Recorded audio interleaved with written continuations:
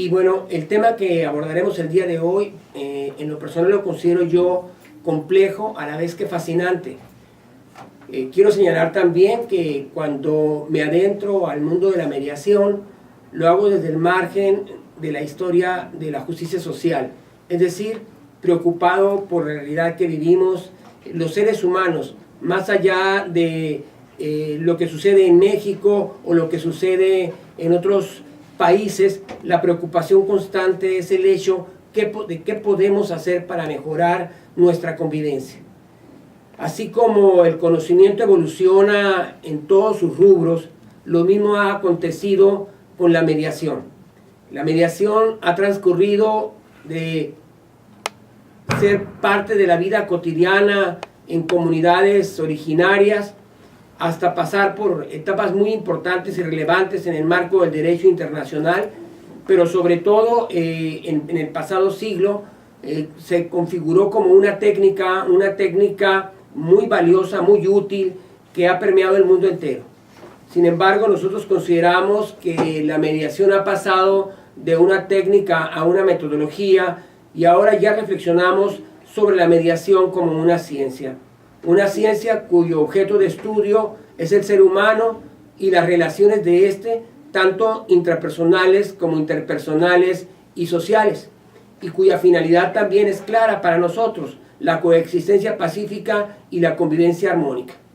Bajo esta premisa, nosotros hemos trabajado ampliamente en la mediación desde los años 90 y consideramos que el efecto que hemos producido en México y más allá de sus fronteras es significativo, sobre todo mirándolo desde esta óptica que señalo, que tiene que ver sobre todo con cómo podemos las personas convivir mejor unos con otros. En este sentido, para mí es importante destacar en este momento qué pasa con las personas, por qué nos comportamos como lo hacemos, porque a pesar de que desde tantos márgenes se habla de la naturaleza intrínsecamente bondadosa del ser humano, porque si tanto se señala que hay condiciones favorables para que convivamos de manera distinta a como lo hacemos, la violencia se ha convertido en un signo distintivo de nuestros tiempos. Yo creo que aquí es importante destacar que desde que fuimos concebidos cada uno de nosotros, recibimos esa herencia maravillosa que contempla la evolución misma de la historia de la humanidad, traducida en ese mensaje genético que nuestros padres nos proveyeron a todos nosotros. Y precisamente es ese momento que es muy importante en la mediación, porque ahí aparecen elementos que tienen que ver con cualidades que ya son inherentes, que aparecen con nosotros desde que arribamos al mundo, pero también habilidades que son esenciales para la vida y que también no son habilidades que llegan del mundo hacia nosotros, sino que ya subyacen en nuestro ser. Y algo similar sucede con las emociones que devienen precisamente de la evolución de nosotros como seres humanos y que ahí están, pero que lo mismo se pueden manifestar de una manera que de otra. Así, por ejemplo, cuando hablamos nosotros de cualidades esenciales del ser, podemos distinguir entre aquellas cualidades positivas, que es ese bagaje con el que vamos a llegar al mundo, y en el mundo ya veremos qué acontece con nosotros en cuanto a la forma en que nos relacionamos, los conflictos que se suscitan y qué hacer para solucionar esos conflictos o esas diferencias. Y en principio tendríamos nosotros que señalar que si bien es cierto, hay una amplia gama de cualidades consustanciales al ser, para nosotros 4 son cualidades que son vitales para las relaciones en la vida del día a día. Y estas son precisamente la bondad, que es una cualidad positiva y que, bueno, tiene como contrapartida, si le pudiéramos llamar, pues la maldad también, que es un bagaje que nos es inherente a todos nosotros. Lo mismo sucede con la concordia, ¿no? Y lamentablemente muchas personas que tienen propensión a la discordia como manera de interactuar con su entorno, con las gentes con las que convivimos, y algo parecido pasa con la paz como una cualidad positiva que tiene como contrapartida la confrontación. Cuando hablamos también nosotros de la capacidad del ser de desarrollarse ampliamente y enriquecer su ser, lo vemos bajo dos ópticas. La óptica en la cual puede crecer de cara a sí mismo y solo quedarse con esta experiencia para aprovecharse o para ver qué puede hacer para beneficiarse de otros, o todo ese conocimiento convertirlo en algo que favorece la relación con sus semejantes. Es decir, las cualidades del ser son esenciales en las relaciones interpersonales, en la vida cotidiana, ya sea en la familia o incluso en otros casos ya de otra índole, por ejemplo, en las relaciones entre países. Pero además de las cualidades positivas del ser, que son las que nosotros consideramos son pertinentes para que las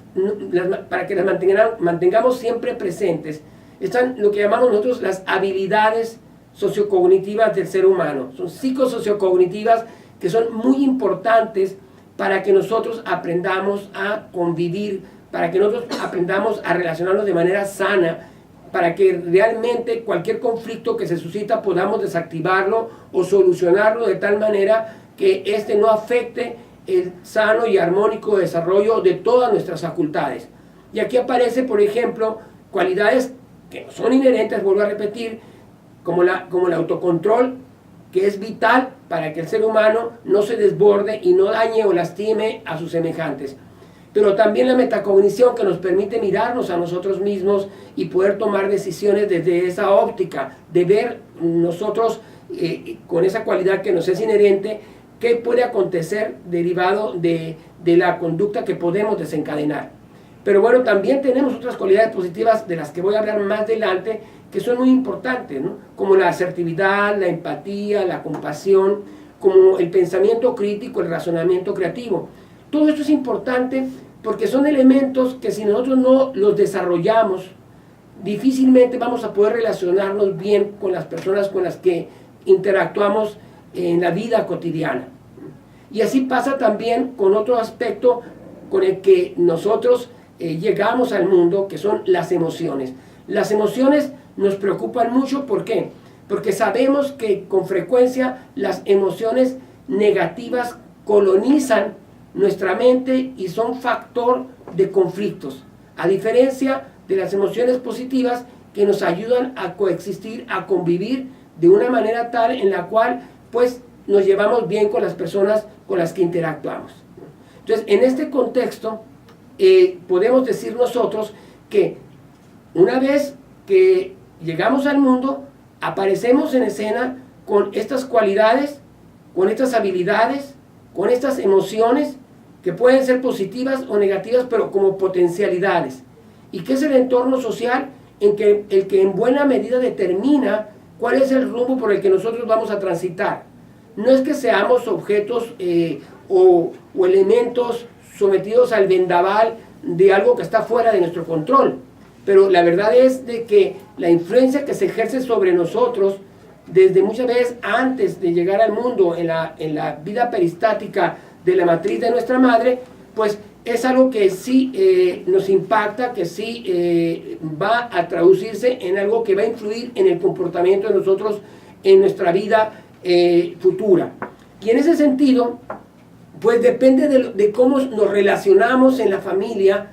depende de cómo nos relacionamos en la escuela, depende de cómo nos relacionamos en el barrio, depende de cómo nos relacionamos en todos los espacios en los que convivimos,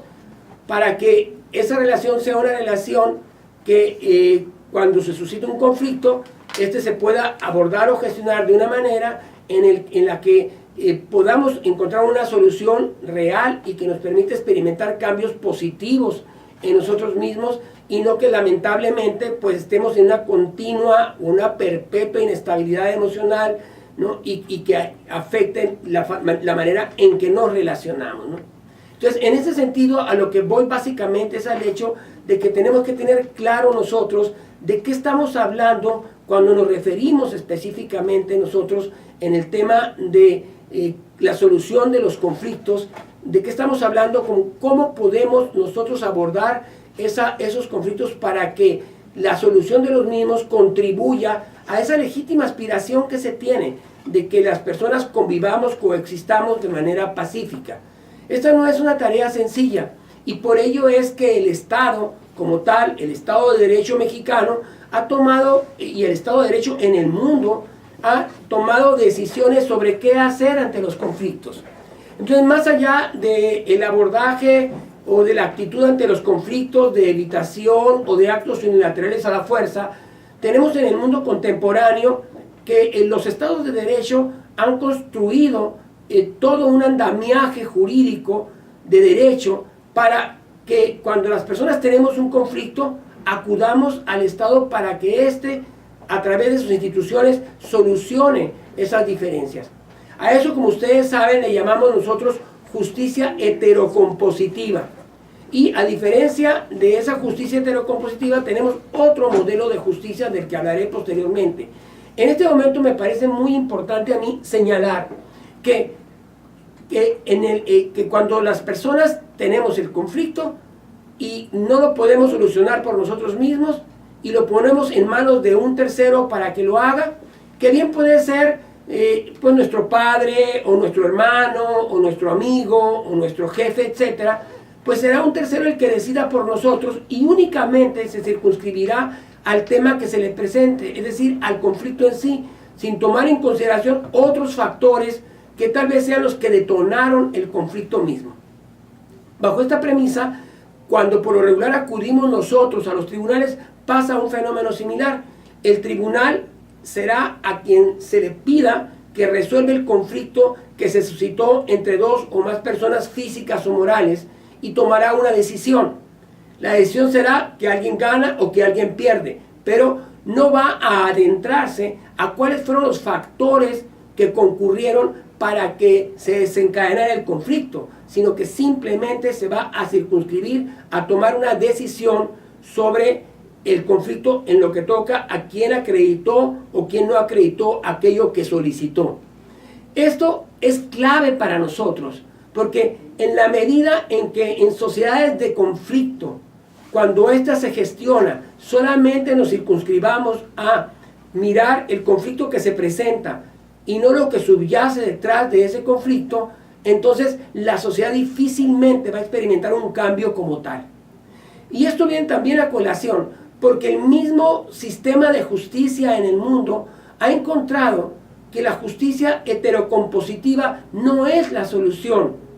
para los conflictos. ¿Por qué? Porque los conflictos aumentan, la violencia se acentúa y además los casos se judicializan cada vez con mayor frecuencia. ¿Qué significa esto? Que el Estado de Derecho contemporáneo no tiene condiciones para que realmente se cumpla con la misión que tiene el Estado de lograr esa convivencia armónica y pacífica entre los ciudadanos.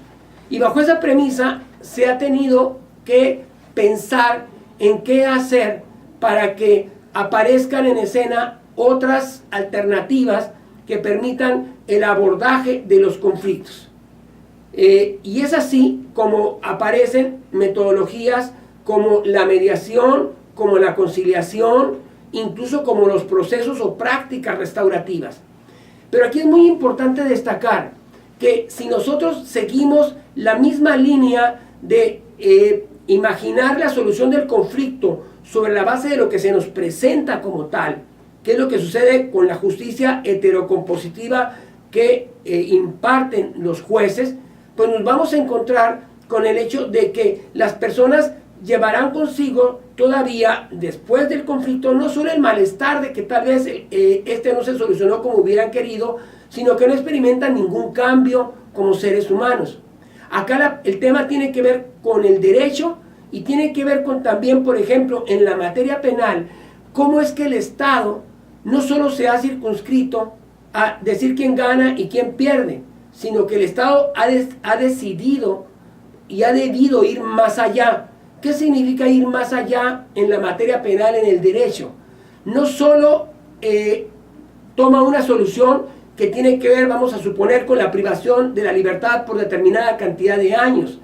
Tiene que ver sobre todo con el hecho de que algo debe de hacerse por esa persona que cometió un delito, para que cambie sus patrones de conducta, para que se reduzca el riesgo de que reincida. Entonces, que tenemos un derecho que no solo se ocupa de decir quién gana, quién pierde o de decidir qué pena corresponde, sino que se introduce al ser humano para efectos de que por la seguridad ciudadana es necesario que se incida, que se intervenga en esa persona para que esa persona cambie y de preferencia, en caso de que las condiciones lo posibiliten, no cometa un delito de nuevo. Este punto es muy importante porque tiene que ver en el ámbito de la mediación. Si en la mediación nos circunscribimos únicamente a abordar el problema que se nos presenta o nos comprometemos a hacer algo por las personas que están participando en ese proceso. Entonces, no debemos sentir como algo extraño o como algo que no se corresponde con métodos autocompositivos de solución de conflictos, que estos métodos vayan más allá de facilitar la comunicación para que las partes encuentren una solución a sus diferencias, sino que si el derecho mismo, en el caso por ejemplo del derecho penal, se ocupa de hacer algo por el ofensor, de hacer algo por la víctima, que va más allá de la reparación material del daño en el caso de la víctima y que va más allá de la imposición de una pena para el ofensor, entonces entendemos nosotros que incluso el derecho mismo se interesa para que exista paz social. Es necesario que se tengan intervenciones que hagan a que las personas cambien su manera de pensar, cambien su manera de mirar el mundo. Y es así que cuando nosotros hablamos de procesos o de métodos autocompositivos de solución de conflictos, tenemos figuras, como ya lo he señalado, la mediación, la conciliación, las prácticas restaurativas, y bueno, tenemos distintas maneras de mirar nosotros cómo es que vamos a instrumentar estas metodologías. Y es aquí donde la mayoría de los mediadores y de los conciliadores consideran que si se cumple con la misión de facilitar la comunicación de las partes en conflicto, entonces la tarea de la conciliación o de la mediación ha sido cubierta. Y esto no es así, porque en realidad lo que miramos nosotros como conflicto, que es lo que se nos presenta, solo es lo que se mira, no los reales conflictos que son los que desencadenaron este último, que es el que lleva a las personas ante un tercero para buscar se les facilite la solución de su conflicto. Entonces, de esta manera podemos nosotros decir que ha habido una evolución, como lo hubo en el derecho penal, ¿no?, de solamente circunscribirse a aplicar una pena y después a ocuparse de ver qué hacer para que las personas ya no reincidan, no cometan de nueva cuenta delitos, donde ya se introducen en el perfil de personalidad de la persona y qué hacer para modificarlo. Y ahora en la mediación también debe pasar y está sucediendo un fenómeno similar. Es decir, qué bien que existan metodologías que se circunscriben a simplemente atender, a gestionar lo que están pidiendo las personas que están en conflicto, y que ese conflicto concreto es al que se aboque ese tercero como un facilitador. Pero al final del día esto no ayuda a lo que en realidad se quiere a través de instituciones que buscan cómo en una sociedad se solucionen los conflictos y se conviva de manera distinta. Recordemos nosotros, por ejemplo, que hay un consenso en Occidente de que el propósito en lo que toca a cada ser humano es que éste alcance el desarrollo armónico y pleno de todas sus facultades. Entonces, ¿cómo puede lograrlo en un ambiente en el que la manera en que nosotros nos relacionamos no es una forma en la que se generen condiciones para que esto pueda suceder? Porque somos propensos a ser violentos con la palabra, violentos de obra, porque se generan una serie de manifestaciones de conducta que no ayudan precisamente a que haya un ambiente apacible y un ambiente con condiciones favorables para que la persona se desarrolle de manera armónica, se desarrolle de una manera en la cual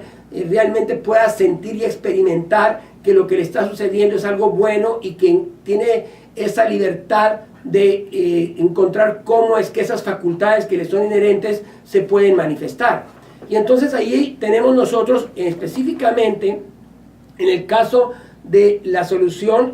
colaborativa de los conflictos de la justicia autocompositiva, tenemos por una parte el enfoque de la mediación circunscrito a la solución del conflicto como un problema, ¿verdad?, bajo una premisa en la cual las personas entran al proceso de mediación como son, con un conflicto, y salen del proceso tal como cuando entraron y con el conflicto muy probablemente resuelto. Esto sí ayuda a las sociedades porque continúa transitando la sociedad, pero continúa haciéndolo lamentablemente desde un encuadre en el cual pues las partes se benefician, pero la sociedad no experimenta cambios. ¿Cuáles son los cambios de los que hablaba yo originalmente? Precisamente de que merecemos los seres humanos convivir en espacios donde tengamos una buena manera de relacionarnos y donde si sucede algún acontecimiento que daña la relación, podamos abordarlo, gestionarlo, solucionarlo para seguir tomados de la mano hacia adelante. Y es así también pues como aparecen otros modelos de mediación, los que son muy conocidos también, aunque bueno, no tienen el impacto que ha tenido el enfoque de la satisfacción circunscrito a este tema que les comento, que es el enfoque llamado y conocido mundialmente como el de la escuela de Harvard, ¿no? Pues tenemos otros que son de aquellos que ya se ocupan y se interesan por ir un poco más allá de lo que está sucediendo con el conflicto concreto. Y ahí pues nosotros podemos referirnos a el modelo circular narrativo de Sarah Cobb, que ha tenido sobre todo una influencia interesante en mediación familiar, ¿verdad?, o el modelo transformativo de Joseph Follier, de Baruch, que en realidad también ellos hacen una apuesta al hecho de que la mediación puede ser una oportunidad, no un problema, sino una oportunidad de crecimiento y transformación moral, ¿no? Entonces, estos métodos están apostando a que la mediación puede ir mucho más allá que simple y sencillamente ofrecer un servicio como una técnica para que las partes en conflicto solucionen su diferencia. Porque si las personas continúan comportándose como lo hacen y vivimos en una sociedad permeada, entre otros factores, por la violencia, pues vaya que si tenemos dificultades nosotros para que, si por una parte el derecho en sí, heterocompositivo, no está logrando la convivencia armónica y pacífica, y por otro lado las fórmulas autocompositivas tampoco lo están logrando, entonces traemos un grave problema de supervivencia en el futuro de sociedades capaces de coexistir pacíficamente, ya sea dentro de una nación o en el contexto de todas las naciones del mundo. Entonces es aquí donde para nosotros es muy importante destacar de manera sintética, porque esta es una charla corta, ¿no?, la importancia que tiene un modelo que se crea en México, ¿verdad?, acorde a la realidad de Latinoamérica, que es el enfoque de la mediación asociativa. Es decir, tenemos tres modelos muy conocidos: el modelo Harvard, el modelo circular narrativo, el modelo transformativo, y nosotros hemos estado trabajando durante años en el modelo asociativo. Este modelo se vincula y encuentra su simiente de justificación en el enfoque de la justicia social. Es decir, partimos nosotros de la premisa de que la mediación puede ser un espacio en el que las personas experimenten cambios significativos en ellas que les permitan, pasado el proceso de mediación, a abordar sus conflictos de una manera en la cual ellos toman conciencia de la realidad en la que están inmersos y qué pueden hacer para transformar la realidad. Es decir, para nosotros en la mediación asociativa, el conflicto que se nos presenta es solamente el hilo conductor que nos lleva al conocimiento, a la comprensión de la realidad. Y esto es muy potente. Cuando una persona toma conciencia de la realidad en la que está inmersa, se convierte en un agente de cambio. No es una persona que adopta una actitud ritual frente a lo que sucede, sino que se interesa para ver qué puede hacer por sus semejantes, por las personas que tiene cerca o no tan cerca de ella. Uno de los grandes males que tenemos en el mundo en que vivimos, y en buena medida lo que ha producido la forma en que nos relacionamos hasta este momento, ha sido la alienación en la cultura. Es decir, la cultura no ha contribuido a que esas capacidades, esas habilidades, esas emociones de las que yo hablaba al inicio de esta charla se manifiesten, sino que al contrario, ¿verdad? Todos aquellos aspectos positivos, ¿verdad?, son considerados incluso como una obstrucción para la autorrealización de las personas. Es decir, se coloca en la cúspide a lo que nosotros denominamos un individualismo depredador, que evidentemente tiene poca consideración o conciencia sobre las necesidades de las demás personas, y está tan alienado en alcanzar las metas que la sociedad en la que estamos inmersos, materialista por cierto, nos señala, que bueno, se olvida del significado y la importancia que tiene saber y aprender a relacionarnos de tal manera que precisamente sean nuestras emociones positivas las que permeen, que sean nuestras cualidades positivas las que se manifiesten y que se desarrollen nuestras habilidades sociocognitivas. Entonces, en este sentido, no se trata de que la mediación asociativa sea un antídoto. Se trata de que la mediación asociativa sí puede contribuir a cambiar nuestra realidad. ¿Y por qué es importante cambiar nuestra realidad? Porque si el Estado tiene como misión primaria la seguridad de los ciudadanos, y la seguridad de los ciudadanos, si la vinculamos nosotros a la Declaración Universal de los Derechos Humanos, vamos a encontrar que en su artículo primero establece que los seres humanos nacemos libres e iguales en dignidad, repito, y derechos, y dotados como estamos de conciencia y razón, tenemos el deber de comportarnos unos con otros fraternalmente. ¿Esto qué significa? Que no estoy haciendo ninguna argumentación teológica, ¿no?, o de alguna corriente filosófica exótica. Me estoy refiriendo a los derechos fundamentales del ser humano, que fueron extraídos de los derechos naturales y que después fueron convertidos en derecho positivo a través de las constituciones de los países. Entonces, bajo esta premisa, toda metodología o toda corriente de pensamiento orientada a la solución de los conflictos tiene que estar pensada en razón de qué perfil de ser humano es el que deseamos en las sociedades contemporáneas. Y si ese perfil del ser humano es un ente fraternal, entonces el derecho tiene que coadyuvar para ello. Y metodologías que ahora ya han sido incorporadas al derecho, como la mediación, la conciliación, las prácticas restaurativas, deben darse en esa tesitura. O sea, debemos dejar de lado la simplicidad, primero, de partir de la premisa de que al ser humano le es inherente el libre albedrío y que lo ejerce a plenitud. Falso. Nosotros somos una conjunción de muchos factores, de herencia, del mundo circundante, del ambiente en que nos creamos, donde vivimos, constantemente influimos y se influye sobre nosotros. Y muchas de nuestras determinaciones son producto de esa influencia. Entonces, si nosotros no aceptamos que es necesario que tomemos conciencia de nuestra propia realidad para convertirnos en agentes de cambio de la misma, entonces nosotros no podemos coadyuvar con la razón de ser de la existencia de los estados democráticos de derecho. Y esto, para mí,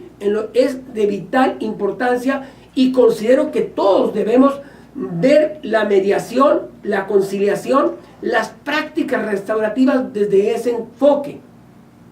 Miren, por ejemplo, después regresaré a mediación asociativa. Yo les decía y les hablaba de mediación, conciliación y prácticas restaurativas. Las prácticas restaurativas aplican en todos los ámbitos de las relaciones humanas, pero actualmente en el mundo aplican particularmente en los conflictos penales. Los conflictos penales surgen porque alguien de nosotros realiza un acto que ejerce violencia sobre un valor relevante socialmente, un valor protegido por la sociedad. Surge el conflicto entre el delincuente y la víctima, entre el delincuente y la sociedad. Y ese conflicto, como en su momento lo señalé, originalmente se circunscribía únicamente al tema de la reparación material del daño y la pena que se imponía por parte del Estado.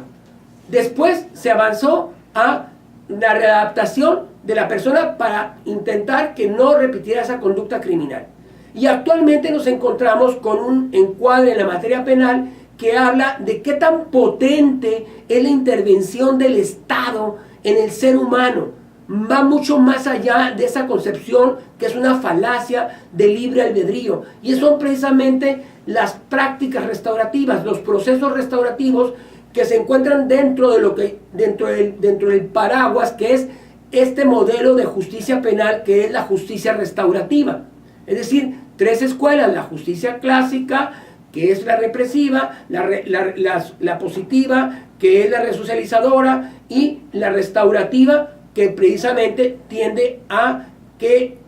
nos concentremos nosotros en qué hacer por los actores del conflicto criminal. Entonces, si nosotros utilizamos, por ejemplo, procesos autocompositivos de índole restaurativa, pues no nos vamos a circunscribir únicamente a que se le repare materialmente el daño a la víctima, sino que vamos a tomar en consideración qué hacer para gestionar y atender las necesidades de la víctima, las necesidades del imputado o sentenciado, las necesidades de la comunidad. ¿Qué podemos hacer para reintegrar socialmente a la víctima que ha sido dañada gravemente, al ofensor que es un victimario víctima, y a la comunidad que tiene que hacer algo para que no se repitan estas conductas? Fíjense ustedes cómo estos procesos autocompositivos no solo se circunscriben a que se repare materialmente el daño a la víctima, en el caso de la justicia restaurativa, sino que se adentran a la realidad para producir un cambio en las personas. Entonces, por eso también es muy importante que nosotros revaloricemos la mediación y la conciliación, y particularmente la revalorización de la mediación no tiene que ver con el encuadre de justicia, con el encuadre de la mediación transformativa, tiene que ver con la revalorización en cuanto a darle una dimensión que le corresponde a la mediación, más allá de el que le hemos proveído la mayoría de los que practicamos la mediación actualmente en el mundo, y que queremos solamente operar como técnicos que facilitamos la solución del conflicto que se nos presenta. Y es ahí precisamente donde la mediación asociativa se convierte en un agente muy relevante. Es muy relevante por el hecho de que en la mediación asociativa el concepto contempla todos los elementos potentes que favorecen precisamente el hecho de que en estos procesos las personas descubran cuáles son sus verdaderos conflictos y trabajen en relación con ellos, pero también trabajen en relación con las mismas personas. Un poco lo que pasa precisamente con la justicia y las prácticas o procesos restaurativos. Y así tenemos, por ejemplo, que la mediación asociativa se define como un proceso vivencial en el que los protagonistas del conflicto, guiados por un tercero experto, descubren y comprenden sus cualidades positivas y desarrollan sus habilidades sociocognitivas para sinérgicamente y en el contexto de la relación fortalecer la relación y autocompositivamente alcanzar beneficios mutuos. Es decir, que por una parte nos interesa que el conflicto se solucione, pero recordemos cuando hablábamos nosotros de cómo miramos el conflicto en la mediación asociativa. El conflicto que se nos presenta es el hilo conductor, no es el conflicto en sí. O sea, cuando alguien llega con nosotros y nos dice que tiene un conflicto, no miramos y nos circunscribimos a lo que se nos está diciendo, sino que es el hilo que nos permite a nosotros jalar para identificar cuáles son los conflictos que realmente produjeron o desencadenaron esta situación concreta que es la que los lleva con nosotros. Y una vez identificados esos conflictos, explicar de una manera sencilla cómo podemos abordarlos o gestionarlos. Y ahí aparece este tema de cómo podemos nosotros desarrollar dentro del proceso de mediación asociativa esas cualidades, esas habilidades a las que he hecho referencia con anterioridad. Entonces, si nosotros en el proceso de mediación sabemos que no necesariamente lo que se nos dice que es el conflicto es tal, y tenemos el compromiso de ayudar a los mediados para que ellos identifiquen cuáles son sus verdaderos conflictos, estamos dando ya un paso. El siguiente paso tiene que ver con, durante el procedimiento, que vayan tomando conciencia de qué tan útil es tener a flor de piel sus cualidades positivas y sus habilidades sociocognitivas para desde ese margen abordar el conflicto. Entonces, en este caso, es muy importante de manera sintética señalar, así como hay un perfil de mediador en general, hay un perfil del mediador asociativo. Y el mediador en general, por ejemplo, pues es una persona que nosotros sabemos que debe de ser una persona honesta, una persona sensible, una persona conocedora del conflicto, confiable, una persona que tenga una serie de características que faciliten que su interactuar propicie la solución de la diferencia entre las partes en conflicto. Pero nosotros adherimos a este perfil, por ejemplo, la paciencia, que es muy importante, que es relevante en todo proceso, incluso en el día a día, en la cotidianeidad, la paciencia es esencial para solucionar las diferencias que tenemos nosotros con las personas que nos rodean. Pero también, además de la paciencia, la intuición. Y la intuición es un proceso que no surge de la nada, surge del conocimiento, del acervo que hemos construido a lo largo de nuestra vida, ¿no? Aunado a ciertas condiciones genéticas, nos permite tener respuestas rápidas a situaciones que se nos presentan, pero no surgen por espontaneidad. Asimismo, también para nosotros es muy importante que en el perfil nos encontremos con personas serenas, generosas, prudentes, con personas apreciativas y con personas restaurativas. Es decir, tenemos ciertos elementos que nos permiten hablar de un perfil de mediador mucho más potente que el mediador convencional, que todo se traduce en enriquecer más el perfil de la persona para que esté en mejores condiciones de abordar el conflicto en la mediación asociativa. Por otra parte, también es muy importante para nosotros los principios de la mediación asociativa. Así como la mediación en general nos plantea el principio de la voluntariedad, el principio de la informalidad o flexibilidad relativa, pues nos habla de la neutralidad, de la imparcialidad, ¿no? Se hace una vez y otra hincapié en la equidad, en la buena fe, ¿no? Y una serie de elementos que son importantes para nosotros observar y apreciar cuáles son los principios básicos de la mediación en general. Pues nosotros sumamos otros principios